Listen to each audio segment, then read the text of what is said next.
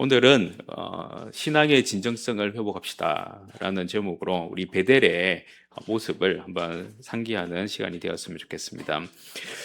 제가 읽은 책 중에 나는 인생에서 중요한 것만 남기기로 했다라는 책이 있었는데요.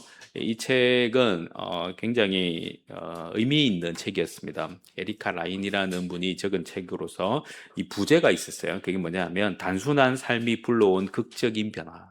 그래서 이 삶을 좀 단초롭게 살아야 되는데 그 예를 하나 들어주는 게 있습니다. 그게 뭐냐면 여러분들 핀볼 게임 합니까? 핀볼. 구슬을 탁 치 올리면은 막 이리저리 왔다 갔다 하다가 나중에 이제 그것을 이렇게 못 내려오게 막다가 이제 결국에 내려오게 되는 이제 그런 일이 있는데요. 우리의 인생이 바로 핀볼 게임과 같다는 거예요. 우리는 뭔가 쳐올려 가지고 그죠? 그것이 계속해서 우리 인생이 좋은 대로 원하는 대로 막 보내고 싶은데 근데 환경은 그걸 자꾸 막으면서 그 구슬이 내가 원하는 곳에 못 가도록 하고 있다는 거죠. 그래서 내가 원하는 대로 사는 것이냐 아니면은 세상이 나를 막고 있는 것이냐. 그래 그 과정 속에서의 우리의 이 삶의 전쟁이 일어나고 그러한 곳에서 우리가 무엇이 중요한가가 필요하다라는 것입니다. 그래서 버릴 때는 과감하게 버리고 붙잡을 때는 과감하게 붙잡아야 되는데 이제 그 기준이 뭐냐라는 거예요. 그 기준. 그 기준이 뭐냐? 이제 그것을 설명하는 책인데 저는 그 책에서 말하는 것을 이렇게 보면서 제 마음속에 들어왔던 그 내용이 뭐냐면 바로 진실성. 다른 말로 진정성 이렇게 저는 표현하고 싶어요. 그래서 우리는 이 삶에 있어서 진정한 내가 원하는 그 진정성이 뭔가, 진실성이 뭔가 이것에 의해서 모든 삶이 이렇게 이루어져 가야 제대로 남는 것이 있다라는 겁니다. 그래서 어떤 사람은 이 가구를 이제 예를 들어 설명을 하는 거죠. 그 어떤 사람은 자기는 뭐 5년마다 가구를 통째로 바꾸는 사람이 있겠죠. 또 어떤 사람은 뭡니까? 한 가구를 굉장히 소중하게 여기면서 뭐 소위 말하는 결혼할 때 산 가구가 죽을 때까지 그리고 자녀들에게 물려주는 저희 어머니가 그렇더라고요. 그 이제 그런 게 있어요. 뭐 그 옛날에는 자개농이 엄청 귀한데 뭐 지금은 자개농 쳐다도 안 보는 그런 건데 그걸 너무 소중하게 생각하고 그걸 딱 그 안방의 중심에 딱 이렇게 두고 그 화장대 있지 않습니까? 그걸 그런 모습을 보게 됩니다. 그게 뭐냐 하면 자기가 거기에 마음을 두었다는 거죠. 그게 진정성입니다. 내가 그것에 의미를 두면 그게 진정으로 중요한 것이 되는 거죠. 그래서 우리도 그런 진정성이 필요한데요. 그 진정성은 모든 곳에서 다 나타납니다. 여러분들의 가정에서도 나타나고 신앙에서도 나타나요. 그래서 우리는 이 삶과 신앙을 아우르는 진정성, 그 진정성에 굉장히 중요한 것이 뭐냐 하면 만남입니다. 만남.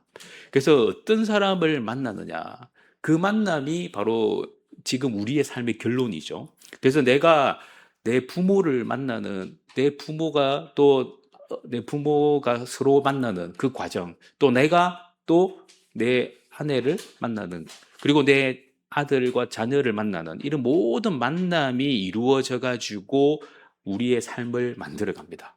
그래서 이 삶에도 이런 진정성, 그 만남의 진정성도 굉장히 중요해요. 자, 그렇다면 그 만남의 가장 핵심적인 그리고 아주 중요한 만남이 뭐냐? 저는 그것이 신앙적 만남 아니겠어요? 신앙적 만남. 그 신앙의 만남인데 우리가 하나님 못 만나고 그죠? 우상을 만났다. 그러면 인생은 굉장히 골치 아파지는 것 아니겠어요? 그래서 우리는 다행스럽게도 하나님을 만났기에 오늘 이 시간 이 자리에서 하나님이 주시는 그 은혜와 축복을 볼 수 있는 그런 통로가 열렸다라는 것이죠.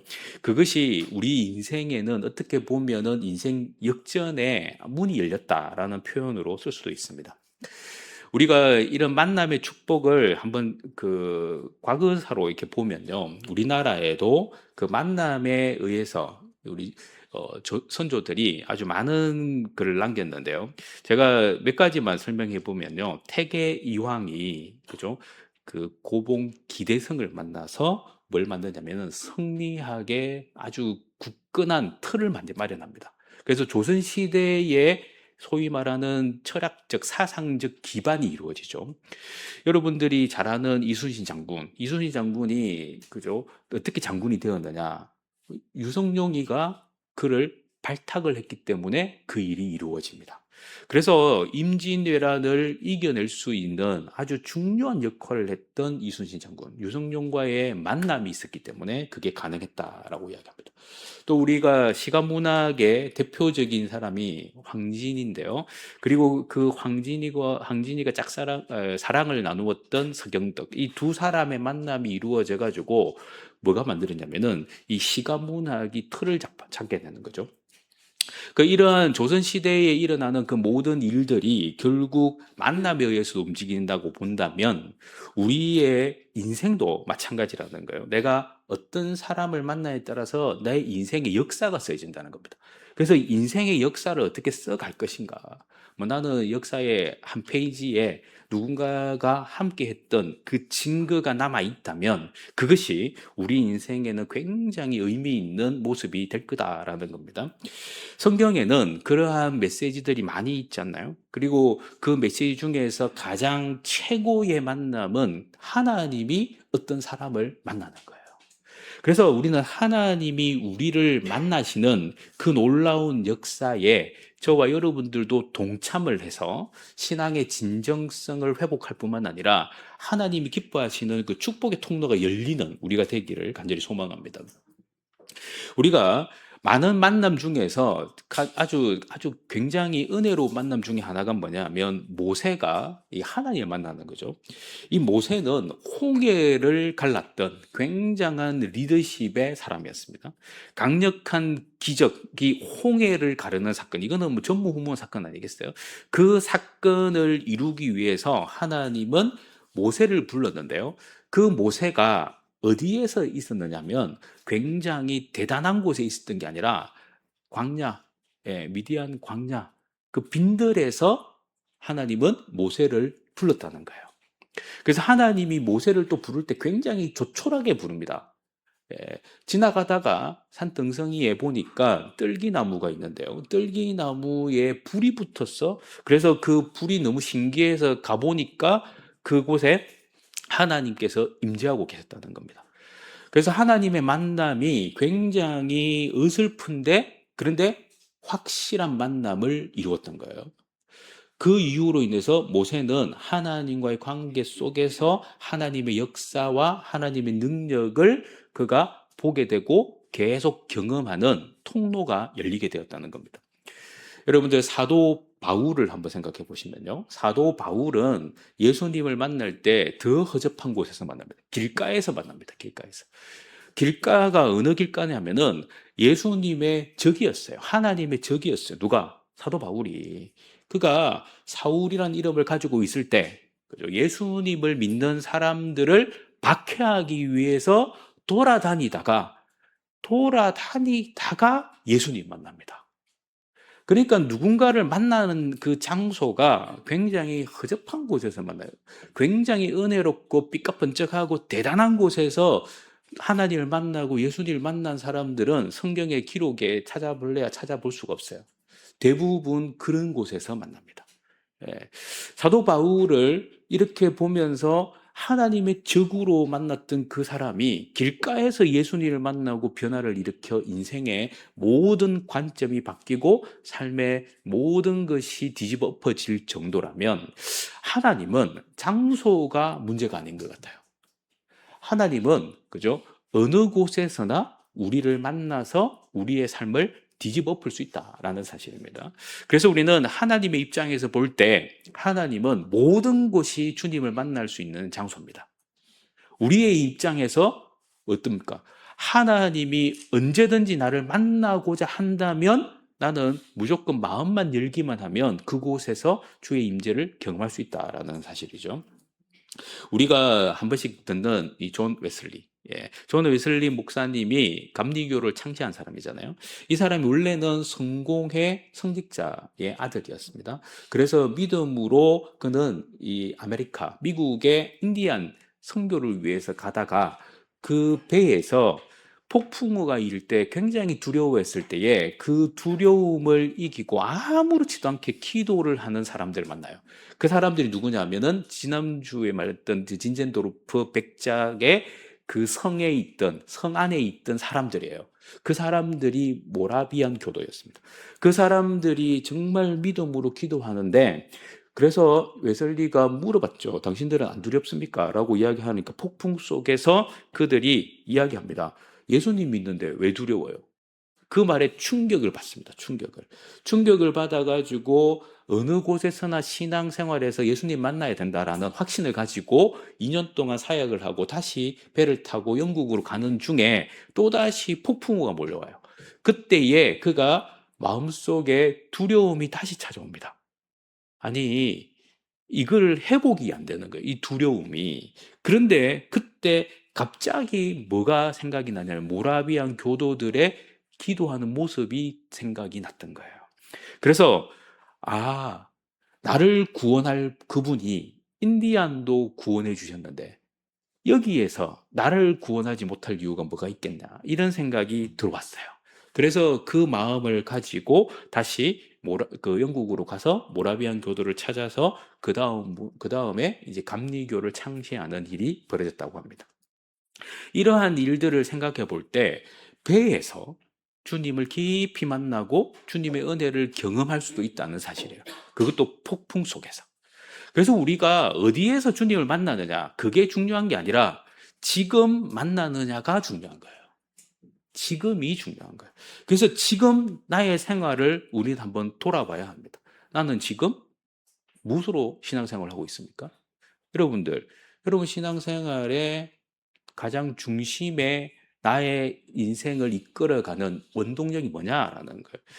우리는 열정이라고 생각할 수도 있습니다. 목사님, 열정이 있어야 돼요. 뜨거워야 돼요. 그 열정요, 순식간에 사그러집니다.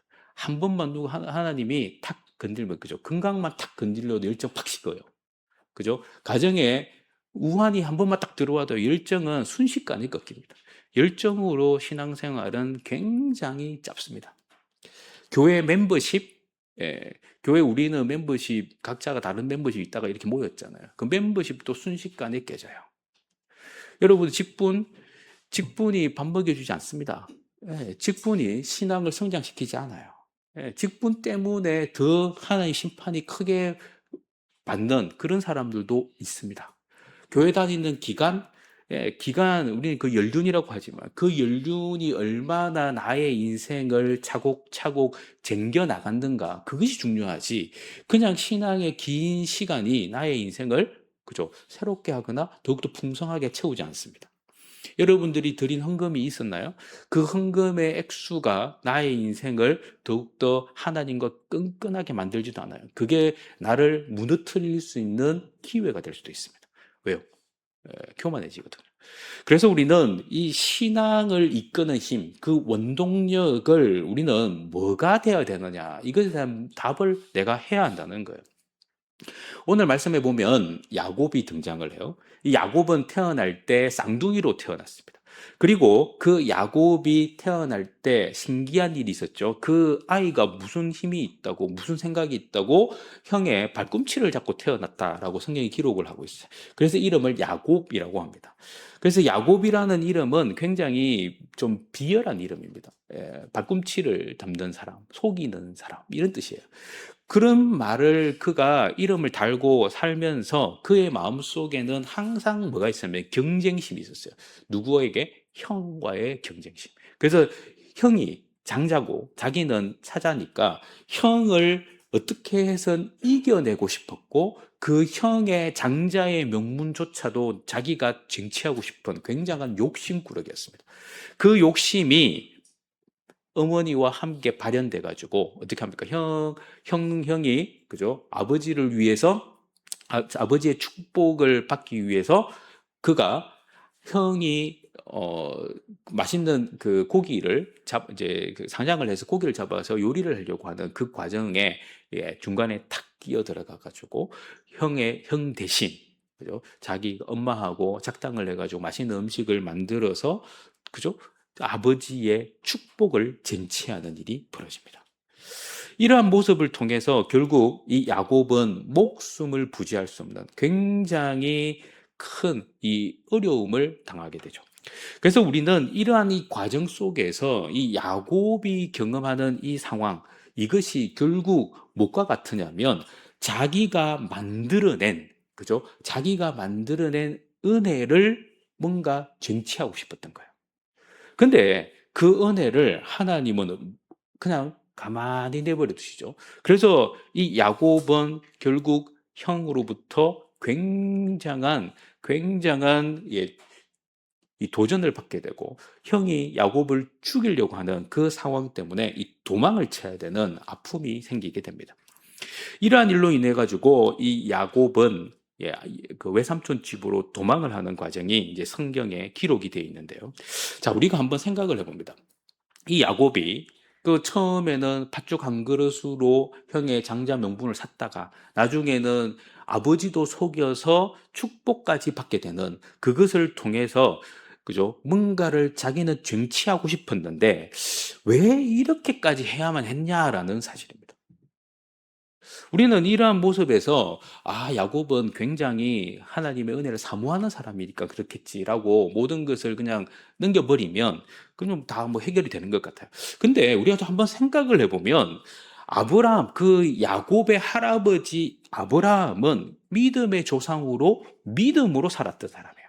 그래서 믿음으로 아들을 낳았어요. 그 사람이 이삭이었습니다. 야곱의 아버지죠. 그리고 며느리를 얻을 때도 어떻게 합니까? 하나님의 방법대로 며느리를 얻기 위해서 굉장히 애를 써가지고 결국 하나님의 방법으로 며느리까지도 얻습니다.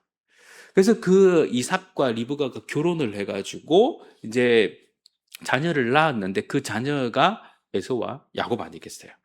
그러면 왜 이렇게 축복의 자녀가 아들을 낳았는데 한 놈은, 그죠? 이 에서는 하나님을 버리고 딴 세상으로 간 놈이 돼버리고, 또 한 놈은 뭡니까? 형 뒤통수 때려가지고 축복을 쟁취하려고 했던 욕심꾸러기로 남아있는 거예요. 분명히 믿음의 대가 이어지는데도 불구하고 믿음을 보기에는 참 안타까운 믿음의 역사가 일어났다는 사실입니다. 이삭의 가정에 신앙인이 키워진 게 아니라 종교인이 키워진 거죠. 이게 문제인 거죠. 신앙을 가르쳐주고 하나님을 가르쳐줘야 되는데 하나님 없는 예배를 가르치고 하나님이 없는 신앙의 모습이 등장했던 것 같아요. 그래서 이삭은 어마어마한 축복을 받았지만 이 에서와 야곱은 전혀 다른 모습으로의 삶으로 결국 하나님의 선택이 그리고 하나님의 유기가 완전히 구분되는 모습으로 나타났다는 사실입니다. 하나님은 이 야곱을 혼자 내버려 두시지 않은 것 같아요. 왜요? 그가 하나님이 선택받은 인생이었기 때문이었습니다. 그런데 문제는 뭐냐면 이 야곱은 하나님이고 뭐고 지금 없어요. 지금은 자기 목숨을 지키는 게 더 중요했어요. 두려움에 사로잡혔어요. 그래서 이 야곱은 조금 더 멀리 가다가 어디를 향해 가게 되었습니까? 그 어머니의 친정으로 가게 되는 거죠. 그죠? 왜 할아버지 뭐 그쪽 계열로 가는 거예요. 그곳이 어디였냐면 하란이라는 곳이었습니다. 아브라함이 그죠? 갈대우르에서 떠나가지고 하란에서 머물게 되는 그 하란 땅이었습니다. 그 땅까지 가는 그 과정 속에서 당도한 곳이 어디냐면은 루스라는 곳이었어요.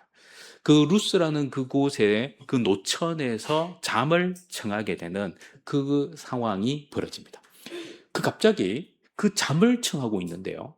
하늘문이 열리는 거예요. 사다리가 하늘에서부터 땅으로 내려옵니다. 그리고 천사들이 오르락 내리락 하는 거예요. 이러한 광경을 보면서 그곳에 하나님이 그 문 아니야? 하나님이 그 모든 일에 뭐가 되시냐면은 주관자가 되셔서 그 인생을 이끌어주는 모습이 성경에 등장을 합니다. 그는 하나님이 갑자기 이 모든 상황을 이끌어가는 모습을 보면서 그 마음속에 어마어마한 위로와 용기를 갖게 돼요. 그 내용이 성경에 오늘 기록이 되어 있는데요. 그 이유 중에 가장 명백한 이유가 뭐였느냐면 바로 하나님이 이 야곱에게 약속을 주셨다는 사실입니다. 그 약속이 오늘 말씀이 쭉 등장을 하는데요. 15절 그 핵심적인 말씀을 보도록 하겠습니다. 15절입니다. 같이 읽겠습니다. 시작. 내가 너와 함께 있어 내가 어디로 가든지 너를 지키며 너를 이끌어 이 땅으로 돌아오게 할지라. 내가 내게 허락한 것을 다 이루기까지 너를 떠나지 아니하리라 하시니라. 아멘. 하나님께서 함께 하겠다라고 약속을 주셨죠. 그리고 어디로 가든지 너를 지키고 너를 이끌어서 다시 이 땅으로 돌아오게 하겠다. 이 땅, 지금 이 땅이 어느 곳입니까? 하늘 문이 열리고 사닥다리가 보이고 천사들이 왔다 갔다 하는 놀라운 경험의 이 장소로 돌아오게 하겠다. 그리고 이제 하나님이 약속한 그 일들을 어떻게 해요? 허락한 것을 이루기까지 너를 떠나지 아니하겠다. 그러니까 하나님 끝까지 너와 함께 하겠다라는 어마어마한 약속을 허락해 주십니다. 이때까지 야곱이 하나님께 한 것은 아무것도 없습니다. 그냥 자기 욕심대로 살았어요. 그냥 자기가 자기 마음 시키는 대로 산 사람이 누구였어요? 야곱이었어요. 그러나 이 야곱은 혼자였다라고 생각하고 나는 아니 형보다 더 잘 나가고 싶었고 형의 장자권을 이제 내가 팥죽으로 샀기 때문에 당연히 하나님 축복받는 건 당연해 라고 생각을 했어. 그리고 그것을 따라서 여기까지 왔어요. 그런데 그의 인생에 자기를 지지하고 자기를 축복할 수 있는 하나님은 그의 마음속에는 사라져버렸던 거예요. 그런데 우리 하나님 어떻게 합니까? 그를 찾아와 주셨다는 겁니다. 그가 혼자 배회하고 어디로 가야 될지 모르는 그 마음속에 굉장히 외로움이 가득하고 어려움이 가득할 때 하나님은 그를 만나 주셨다는 사실이에요. 그때에 이 야곱이 보여줘야 될 그 모습은 무엇이었느냐라는 겁니다. 그래서 우리는 이 신앙의 진정성을 회복하기 위해서는 그죠? 뭔가 추구해야 할 하나가 있어요. 그게 뭐냐 하면 하나님을 만나는 거예요. 하나님을 제대로 만나야 역사가 일어나는 거거든요. 하나님을 만나는 것은 다른 사람이 해줄 수 있는 게 아닙니다. 야곱도 보니까 지금 아무 도움이 없어요. 그냥 하나님이 그를 만나 주시는 거예요. 그래서 하나님을 만나는 것은 누군가의 도움에 의해서 사실 만나는 게 아니라 하나님을 어떤 이유든지 만나야 될 이유가 생길 때 그가 마음문을 열어서 만나야 되는 거예요. 그죠? 꿈으로 하나님께서 나타났습니다. 근데 이걸 이거는 하나님 나한테 그냥 꿈이야, 꿈. 그죠? 꿈으로 치부하면 이 아무것도 아니잖아요. 여러분들 오늘도 꿈을 꾸지 않았습니까? 우리가 그죠? 어디에서나 꿈을 꿀 수 있어요. 근데 그 꿈이 나하고 아무 상관이 없다고 생각하면 그냥 끝입니다. 그런데 지금 이 야곱은 그 꿈을 어떻게 해석했습니까? 하나님의 말씀으로 해석을 한 거예요. 오늘 여러분들도 수많은 설교를 들어요. 근데 그 설교를 들어오면서 이 시간 이 자리까지 왔는데 그 설교가 여러분들의 인생에 어떤 역할을 했는지를 한번 생각을 해보세요. 내가 그 설교를 가슴 속에 담았다. 그러면 역사는 일어나는 거예요. 그냥 흘렀다. 그냥 아무 일도 일어나지 않습니다. 왜? 하나님의 말씀, 하나님의 임재는 내가 마음문을 열고 받아야 하기 때문에 그렇습니다. 하나님이 하늘문을 열어도 내가 마음문을 열지 않으면 소통이 없는 거죠. 그래서 하나님을 혼자 스스로가 결단하고 1대1로 만나야 되는 거예요. 그 만남 속에 들어가야 하는 거예요. 야곱이 애를 쓰지 않았습니다. 그러나 하나님은 역사하셨어요. 그때사 이 야곱의 마음이 문이 활짝 열리기 시작한 거예요. 이게 아니었구나. 내가 지금까지 달려온 것은 다 허사였구나. 지금 하나님이 하늘 문을 여셨던 이 상황, 하나님이 사다리를 내려놓으신 이 상황, 이것을 보면서 그는 이전에 내가 했던 수많은 잘못들을 주마등처럼 보내고 내 모습을 다시 새롭게 볼 수 있는 기회가 되었다는 사실입니다. 그래서 그는 이곳을 베델이라는 이름으로 바꿉니다. 루스라는 이름을 멀리하고요. 베델이라는 이름으로 바꿔요. 하나님의 집이라는 이름으로 바꿉니다. 그리고 이곳에 다시 돌아와서 이곳에 하나님의 집을 짓겠다라는 결단을 하게 됩니다. 여기에서 우리는 한 가지 생각을 해보죠. 과연 이곳을 왜 그렇게 중요하게 여겼냐라는 거예요. 자, 이것은 굉장히 과거 요 상황으로 한번 돌아가 봐야 합니다. 이 당시에는 각 지방을 지키는 수호신들이 있다고 생각을 했어요. 그래서 이 모든 족장들은 수호신을 믿고 있었습니다. 족장 중에 아브라함은 누구를 믿었습니까? 하나님을 믿었어요. 근데 하나님은 참신이었고 다른 지역의 신들은 참신이 아니고 우상이었죠. 그래서 참신이었던 하나님, 그 하나님이 아브라함의 하나님, 이삭의 하나님, 그렇게 연결이 되고 있었어요. 그러니까 야곱의 입장에서 볼 때는 할아버지의 하나님, 아버지의 하나님을 그는 알고 있었어요. 그리고 지금 그 아버지의 하나님을 떠났어요. 어디를 향해서? 하란이라는 곳을 향해서 가면서 아버지의 하나님을 떠났어요.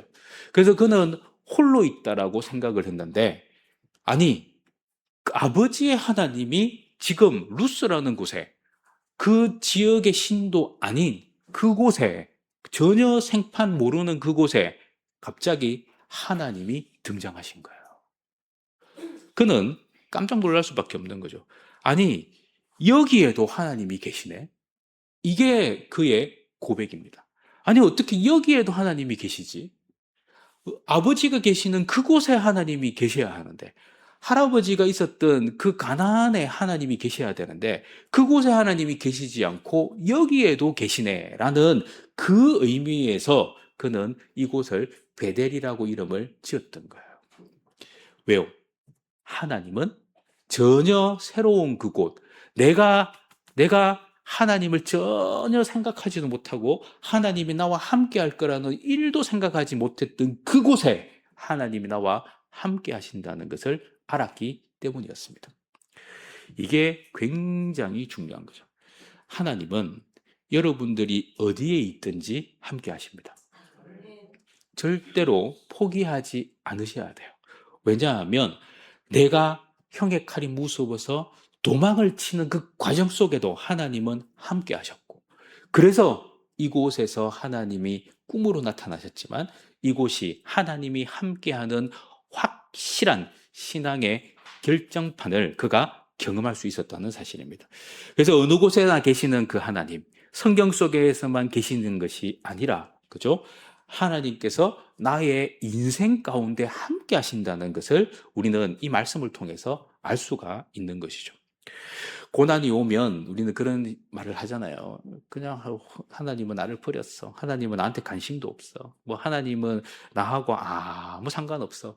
이 하나님 목사님의 하나님이지 나하고는 아무 상관없어. 이렇게 우리는 생각할 수 있어요. 그러나 이 야곱의 모습을 통해서 알 수 있는 것은 하나님은 그들의 하나님이 아니라 나의 하나님이었다는 거예요. 오늘 이 시간 여러분들의 하나님입니다. 나의 고백의 하나님이라는 거예요. 그래서 우리는 신앙의 진정성을 이곳에서 발견해야 한다는 겁니다. 머리로 생각하는 하나님이 아니라 하나님이 나와 함께 하심의 은혜는 신앙의 진정한 진정성 속에서 드러나야 한다는 거예요.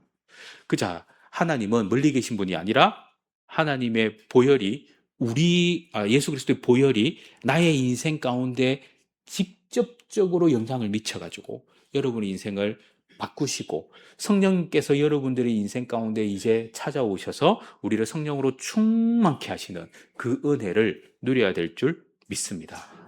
신앙의 진정성을 회복해야 합니다. 그러면 이 진정성은 뭐냐라는 거예요. 야곱이 신앙의 진정성을 보이기 위해서 그가 결단을 합니다. 창세기 28장 18절 말씀입니다. 같이 읽겠습니다. 시작. 야곱이 아침에 일찍 일어나 베개로 삼았던 돌을 가져다가 기둥으로 세우고 그 위에 기름을 붓고. 네. 여기에 보니까 그가 아침에 눈을 딱 뜨자마자 이제 생각이 바뀌었어요. 지금까지는 자기 인생을 자기 스스로 개척하고 자기의 노력으로 뭔가를 이루어가기 위해서 달려왔는데 그게 아니었다는 것을 깨달은 거예요. 그래서 그는 하나님이 나와 함께 하시지 않는 인생이 아니라 하나님이 나와 함께하는 인생, 그 하나님의 약속을 붙드는 인생으로 바뀌어야겠구나라는 결단이 들어오게 되었습니다. 그래서 그는 자기가 베개로 삼았던 돌베개 베고 잤는데 그 돌을 가져다가 기둥을 세우고 그 위에다가 뭘 합니까? 기름을 붓습니다. 그러면 이 기름 붓는 게 무슨 뜻이냐라는 거예요. 개나리 보침 지고 도망쳐 나오는 놈이 뭐 얼마나 많이 갖고 나오겠어요. 그러고 돈이 어디 있어서 뭐 돈을 보따리, 이때는 돈도 없잖아요. 그러면 이 당시에 기름은 무슨 역할을 했느냐면 기름은 돈의 역할을 했어요. 그래서 이 기름을 붓는데요. 어디다가 붓습니까? 돌에다가 붓습니다. 돌에다가 기름을 부어요. 참 이상한 일 아니겠습니까? 아무도 없는 곳에서, 그죠? 돌에 기름을 붓습니다. 그리고 그곳에서 기름을 붓는다는 것은 뭡니까? 하나님을 경배했다는 거죠. 제사를 지냈다는 거잖아요. 그래서 우리가 생각해 볼 때 아무도 보지 않는 노천에서 이런 제사를 드리는 이런 모습, 그리고 기름을 붓는 이런 모습, 이것은 우리의 관점에서 볼 때는 헛입니다. 그죠? 아무 의미가 없는 것 같아요. 그러나 그는 그곳에서 기름을 붓고 그곳에서 하나님을 제사하며 그의 마음속에 결단을 이루었다는 거예요. 하나님은 언제나 나와 함께 하신다라는 확신을 가지게 된 거죠. 그래서 그곳에 하나님의 집 베델이라는 이름을 짓게 되는 겁니다. 우리는 상황을 너무 이렇게 많이 타잖아요. 그래서 우리는 진정성을 갖지 못할 때가 있습니다. 눈치 보는 거예요, 눈치. 그죠? 신앙생활을 눈치 있게 하는 거예요. 근데 이 야곱의 입장은 신앙을 눈치 있게 하는 게 아니에요. 우리가 한번 생각해 보세요. 지금 우리가 이제 이렇게 개척을 하고 작은 교회를 이루고 있는데 우리가 일반적으로 생각해 보면 큰 교회 가가지고 뽀대 있게 신앙생활 하는 게 좋습니다. 왜냐하면 누군가가 이름을 알아주잖아요. 그죠? 누군가가 나의 존재를 그렇게 이해를 합니다. 그런데 성경에는 그런 의미들이 하나도 없어요. 야곱의 모습을 보면은 전혀 그렇지 않잖아요.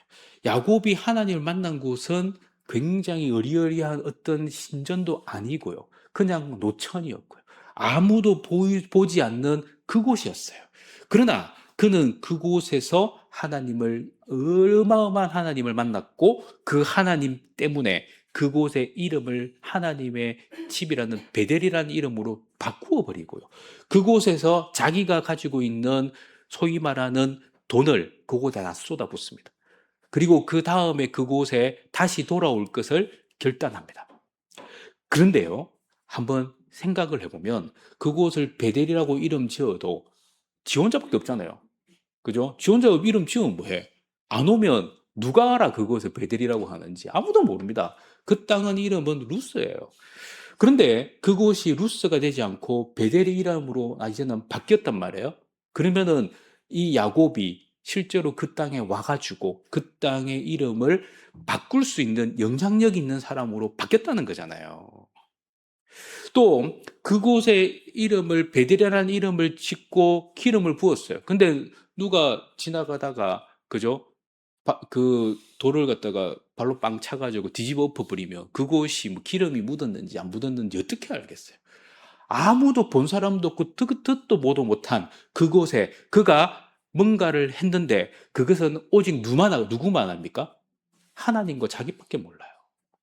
근데 하나님은 어떻게 하십니까? 그곳을 축복하십니다.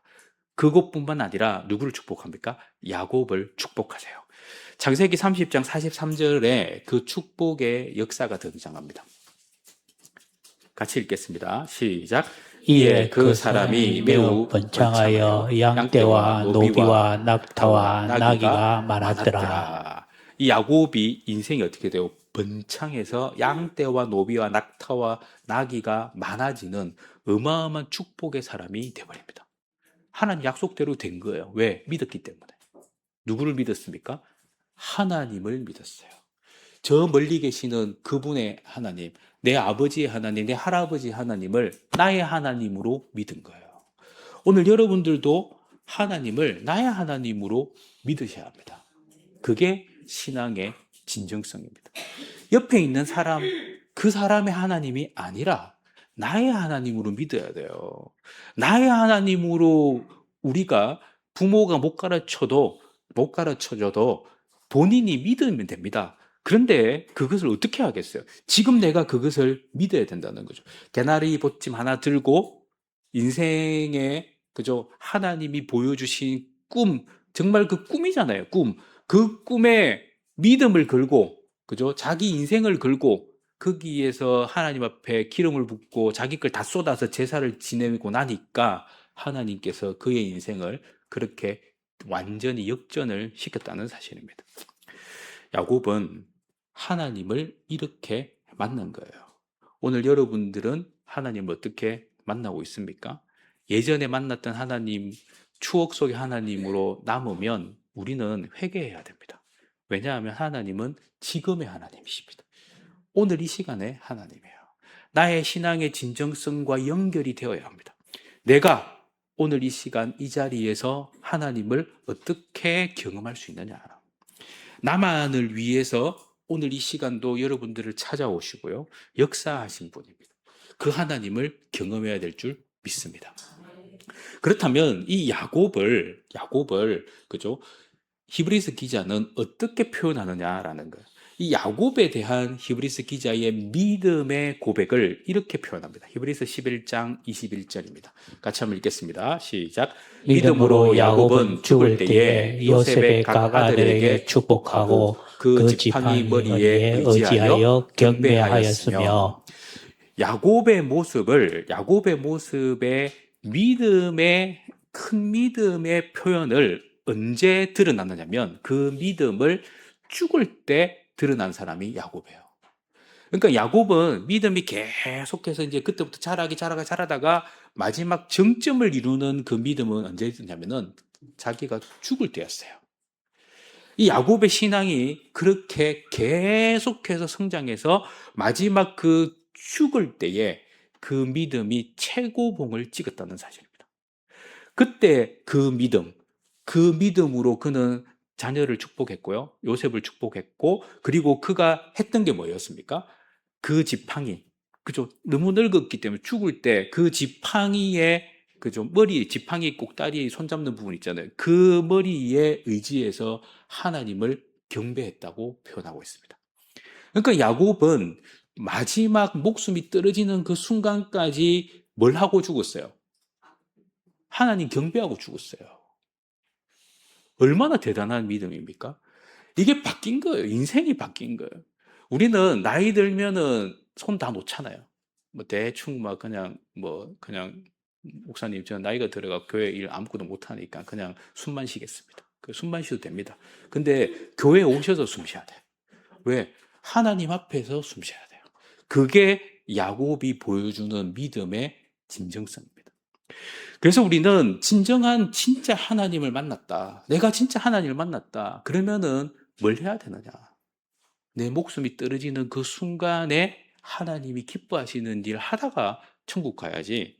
그죠? 다른 거 하다가 천국 가면은 하나님 앞에서 얼마나 부끄럽겠어요. 그래서 우리는 신앙의 진정성은 나의 마지막에 드러나는 거예요. 그러나 그 마지막을 위해서 내가 어떻게 가느냐? 어떤 상황을 만들어서 하나님 앞에 영광을 돌리느냐? 이것은 여러분의 선택에 달려 있습니다. 오늘 여러분들 안에 이런 신앙의 진정성이 회복되기를 간절히 축복합니다. 하나님 앞에서 여러분들 안에 하나님이 축복하시는 은혜, 하나님이 함께 하시는 은혜가 여러분 가운데 풍성하게 나타나시기를 간절히 소망합니다.